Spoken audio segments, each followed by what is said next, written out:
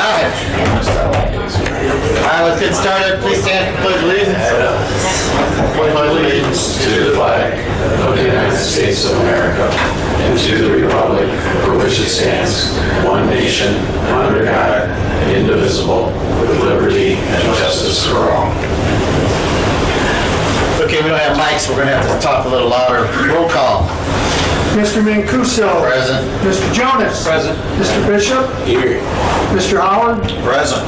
Ms. Zegas. Present. Mr. Jackson. We have quorum. All right, thank you. In your package, you'll see the minutes from May 2nd. Had a chance to review it for any corrections or comments. Not. I need a My name is motion. misspelled, so Oh, no Is H. it? There's no H in my name. I'm sorry. Oh, that's She'll be punished. Oh, that's no, right. you can't. You're doing it for free. Find out. Okay. Attendees. Oh, yeah. Nice.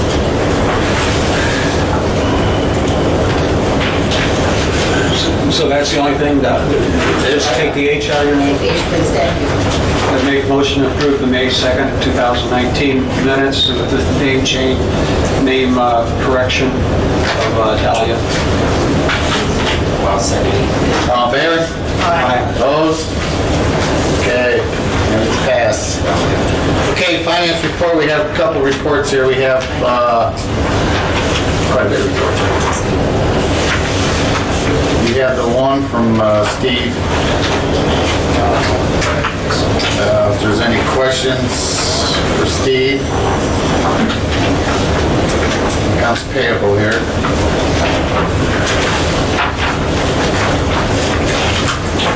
Steve, you have anything to add to it, or? No, it's a pretty light month. There were Okay. only a handful of bills to pay. Most of those were paid at the end of April. So, Okay. and then we have the claims, obviously, on the last page that were either paid today or have been paid in the last month. Any questions on the finance report? Steve? Sounds good. If not, I'll just get a motion to approve. So moved. So second. All in favor? Aye. Opposed?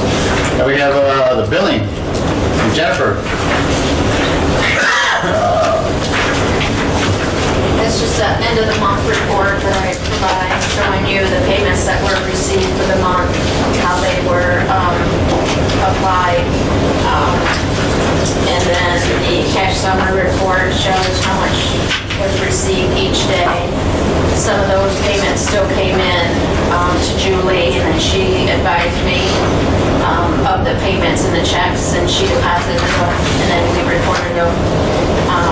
And then as a total, she reviewed it, and we had everything accounted for. And then I also provided you today with a memo, basically showing you the May invoices that went out, what the total amount of those were. Oops, missed that one amount, sorry.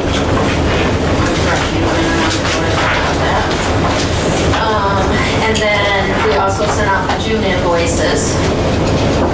We applied the penalties on the 31st, 15 accounts, and then we'll apply penalties again at the end of June. And then I have the current balances 30 and 60 days out. Obviously, you have more than 60 days out, but that's just according to my software from when I set up those accounts. So they're obviously more than 60 days out. Any questions or comments for Jennifer?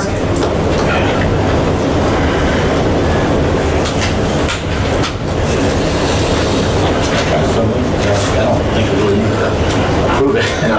Thank you, Jennifer. Okay, moving on. Anything from the staff besides our business or anything? The staff has anything to? Need approval of claims. I don't know if you did that. Oh, I'm sorry.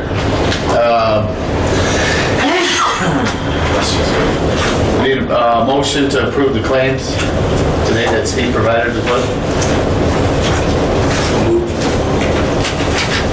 I'll second it. All in favor? Aye. Opposed? Motion passed. Thanks, Steve. Reminded me.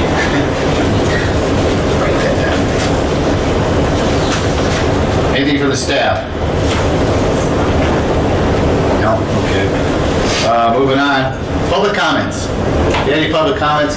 Come to the podium and state your name and address and business.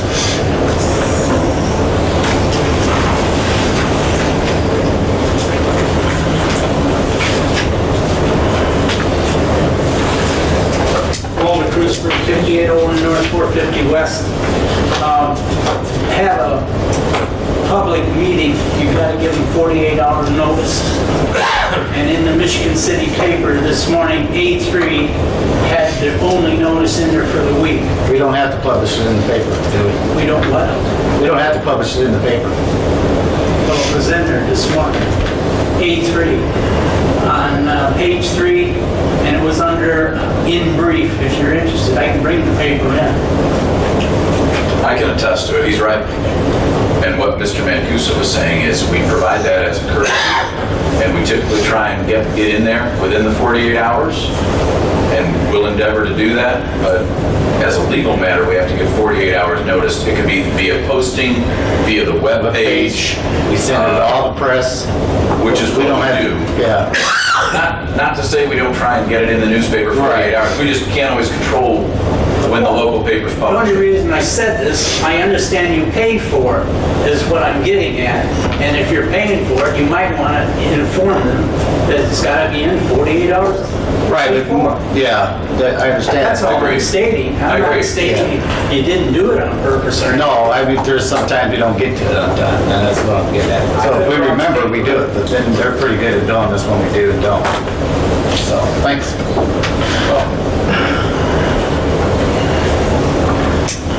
Any other public comment? All right, public comments closed. Moving on, new business. Kent, I know we got this filling tank, the fire department. Can you tell us what we need to do and Sure. what's going on? Well, we were, after last month's meeting, we had already begun modeling the water system at the travel plazas. We were able to confirm that you can fill your tanker at the system there if you want to do that. We would recommend that you use the hydrant there's two hydrants at the wastewater facility, one at the northeast corner, one at the, I think, southwest corner. And the one at the northeast corner would be most accessible. Our model shows that we would see some drop in pressure in selected locations within the system from 70 to 55 psi, but that's still well within the operating conditions that the ITRCC needs for their travel plazas. We also show that as the system catches up, once we turn the demand down, the system begins to catch up, and then it catches up completely when the demand is eliminated. Talking to Chris Vogler, who is the operator there, he had an opportunity to test the system under demand, and he was providing water to the ITRCC for a tank, and this is where they've used that same fill point for their tanker for doing various maintenance things, and they have a 4,000-gallon tanker that already had about 1,600 gallons in it. They pulled 2,400 gallons off of the hydrant at that location, and it took them about 45 minutes to fill.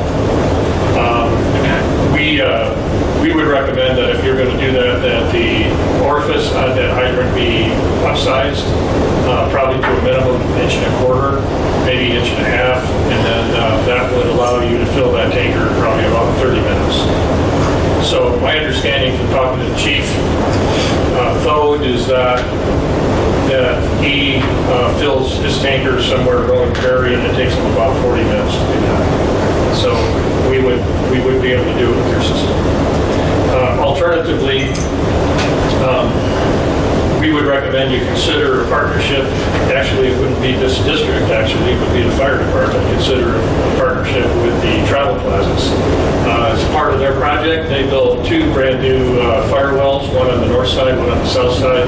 Both of those are energized by a high-performance pump that's capable of 500 gallons a minute, which is more than what we can provide under any circumstance. And they are open to that. I contacted them, talked to them about the procedure, talked to them about the partnership, and this is something that they would typically do in other communities, and they're happy to do it with the fire department here. So, in checking with the chief, there's already a protocol for their access into the toll road through the gates at both travel plazas. So if they're responding to an emergency on the road, that is where they go in. They don't go to the toll gate. They go in through the gates at the back side of the travel plazas. So they already have the entry. The fill time would be dramatically reduced. It'd probably be more in a matter of minutes. The benefit, and again, talking to the chief, of using this option is that he could get water on both sides, and he could actually fill both tankers simultaneously. He has 2. And if he's fighting the fire on the north side of the toll road, he's got instant access there. On the south side, he would have access as well. Filling with your system, you'd have to do it, he could only do it on the south side. So, obviously, if we are using the fire protection system, it's not going to have or risk any impact to any potable supply, any interruption at the travel plaza, or otherwise. I don't think there would be anyway. We seem to have confirmed that. What they're talking about would be some type of a memorandum of understanding between the fire department and the toll and the ITR. That probably, it actually would take you out of the middle of that. There wouldn't be anything for you to do there. In talking to them, we would recommend that there be, certain criteria included in some kind of a memorandum of understanding between the fire department, whether it's the township or the fire board, and the ITR, and that basically has, mutual indemnification, those types of things. How training is going to happen, who is going to have access to the equipment, and all that kind of thing. And I ran those conditions through the ITRCC, and they're perfectly happy with that. By the way, this memo that I sent to you was also sent to Chief, to the fire chief. So I spoke with them after he received this memo, and this is his preferred approach as well. So going forward, if you decide and by the way, you could still provide water to them regardless of any agreement he has, as long as that is coordinated with your operations staff, and you can still do that. But it sounds like this alternative method is probably a better method. And so I would be happy to coordinate the interplay between those 2 parties. I'm sure that they'll want to create their own memorandum of understanding with whatever legal people they want to use, and I'd be happy to bring the 2 parties together and see that it gets done. Do you need any formal board action, do you think, behind it? I don't think so. Anything signed from us, right? I don't think so. I think it's a matter for the fire board and the ITR and CC. Is there any cost involved anywhere along the process? No. Okay. No, I'm happy to help if it works out well for them, and that, by the way, this concept went all the way up the chain of command at ITRCC to the CEO. He said, "Yeah, we're good. Let's do it." Yeah, I think we'll go ahead and move forward with it, and you're going to be the... I'd be glad to help them get it done. Yeah, the MOU is important. Yeah, just give us a copy of the MOU for our files. Sure. Okay. Good. Well, that's all I have on that matter. When do you expect to have this complete? I talked to the ITR representative, Ryan Olson, on Tuesday this week. He is anxious to get started on it and get it done. So I told him I would give him a call on my way back from this meeting today, and then he's he's got this memo, so I'm sure what will happen is their legal counsel will prepare the form, and then we'll just get into the fire board. So, great. Sounds good, thanks, sir. You bet.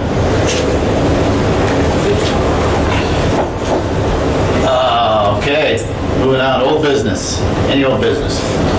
I just report that the litigation that we have regarding the permit for Phase 2 Rolling Prairie is ongoing, and that I'm going to be involved in a conference call late this afternoon with Ken, as well as our counsel out of South Bend on that matter. We'll both be imparting the importance of trying to get as quick a resolution as possible in that regard. Yeah, and so there's a couple of matters that are associated to that, that we have been working on with the district, and that is mostly relative to the notice to property owners. And there's a couple things in there, in that notice, that I kind of pulled Jennifer back on a little bit because I'm concerned that we won't be able to make any definitive notice to the property owners as to schedule until we know that this appeal is dismissed. And you might remember we included a table of activities, and it would be our goal that as soon as that notice hits the property owners, we want to start hearing back from them so we can go out with the contractor and start getting things arranged for their connection. And I would just be concerned that if they got it and they start contacting us, and Gene's had this issue already where people are saying, when's the project going to go forward, and we wouldn't be able to answer that. So that is the only concern. And as you know, I did check with the State Revolving Loan Fund, and I did check with the permit issuing authority, which is the IDEM's Construction Division, and they said that it really is up to the board as to what they want to do in relative to going forward. And of course, they all say it's up to you. You're at your own risk. And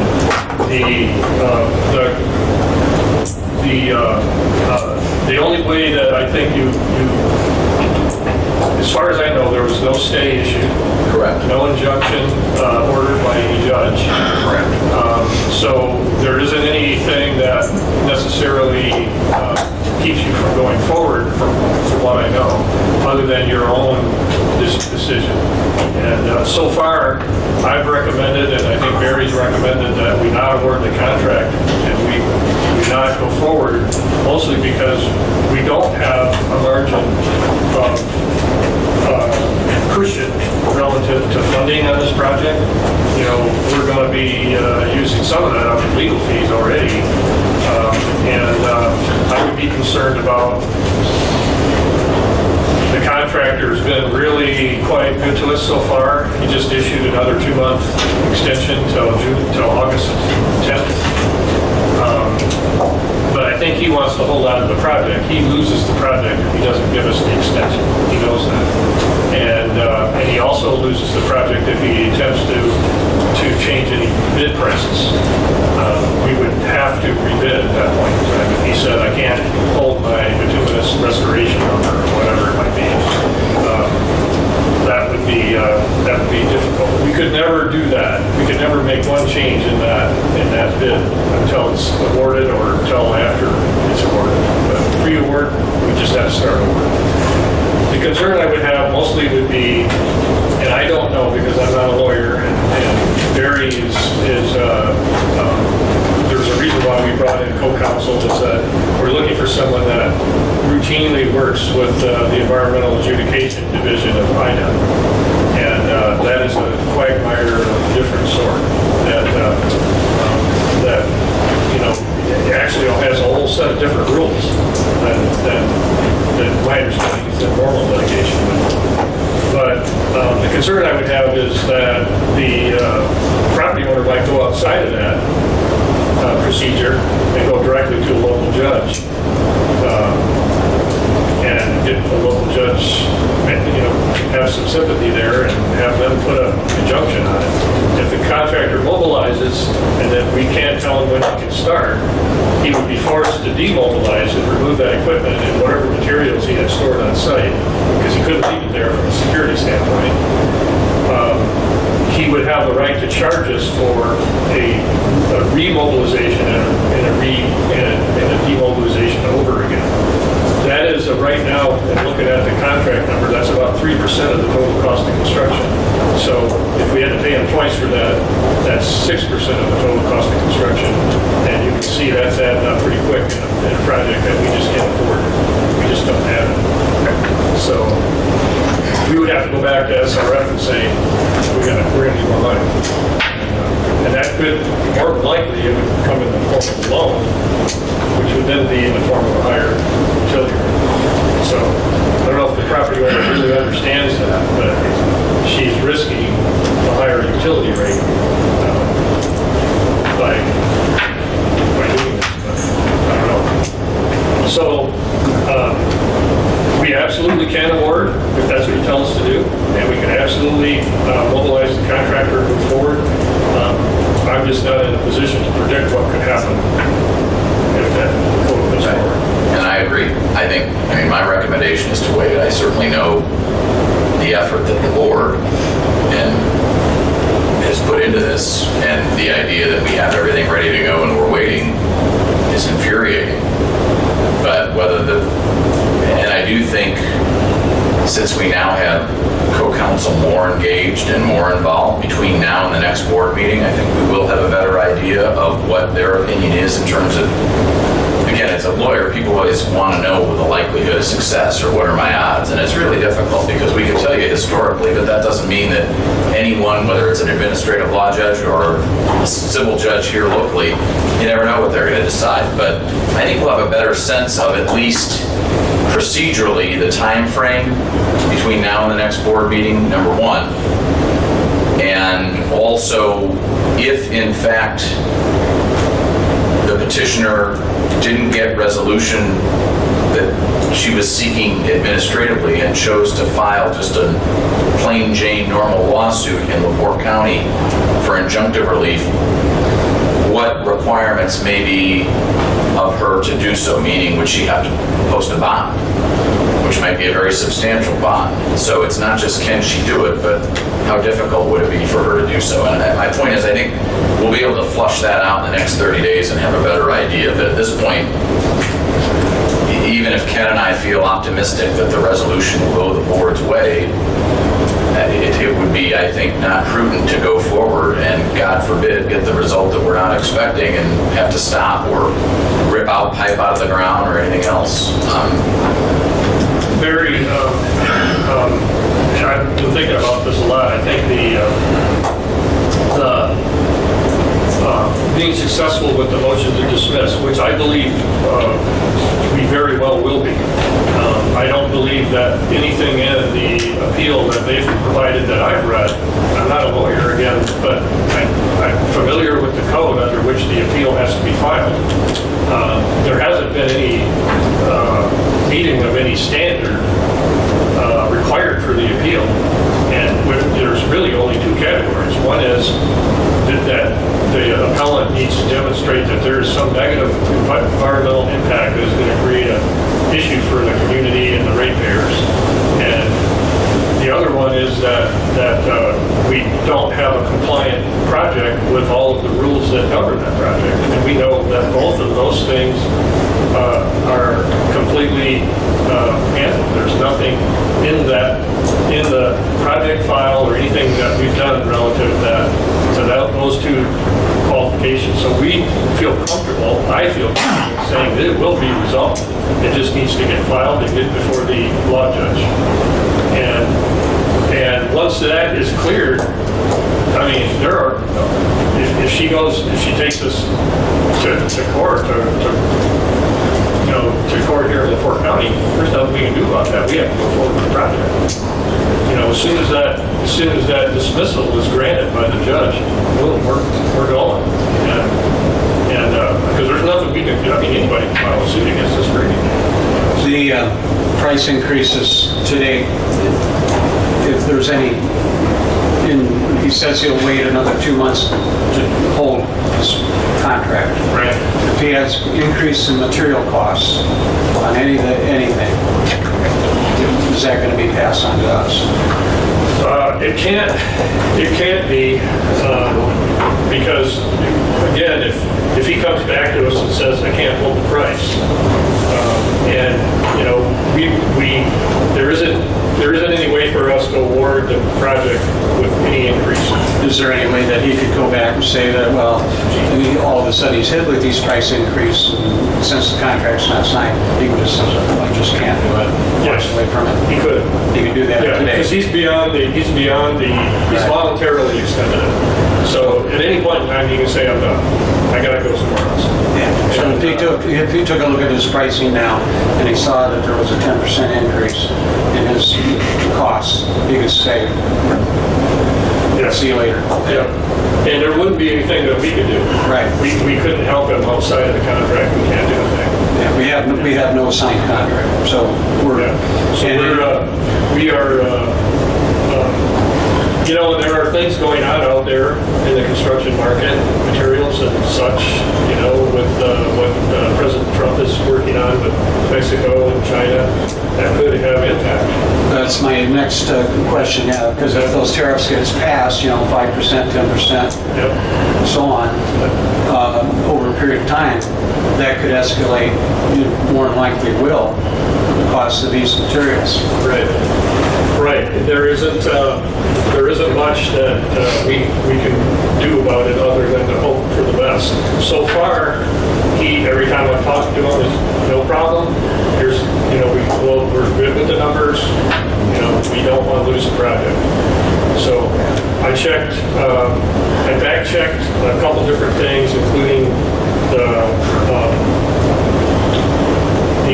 the rules that govern bidding, public bidding at the local level, and there's nothing in there that restricts you from allowing the contractor to extend his bid. You can't do it, but he can. Is there any way to approve this project pending resolution of that lawsuit? Like if you find out today that it's withdrawn or whatever, can we just go off the project immediately or no? Well, the next step will be awarding the bid, and I would recommend, and again, some of this discussion could happen in an executive session, because I'm not a fan of discussing litigation, but there's some litigation reasons why I might not want this board to award the contract and accept the bid today, even subject to those conditions. Right? I would rather you hold off, and I would rather if we got resolution quicker. I don't think it'll happen before the next meeting, but then I'd rather call a special meeting and award the bid.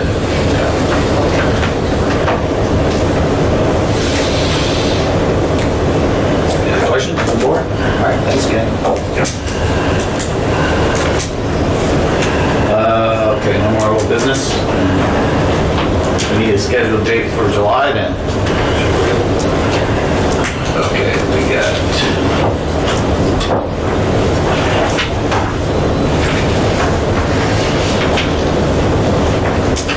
July 6th is right after 4th of July.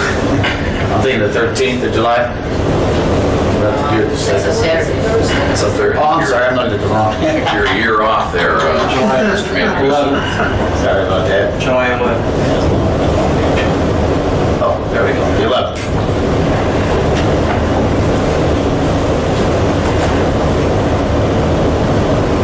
So next meeting will be July 11th. 9 o'clock, it'll be in this room or that room, all depends. Motion is adjourned. Second it. Motion adjourned, thank you.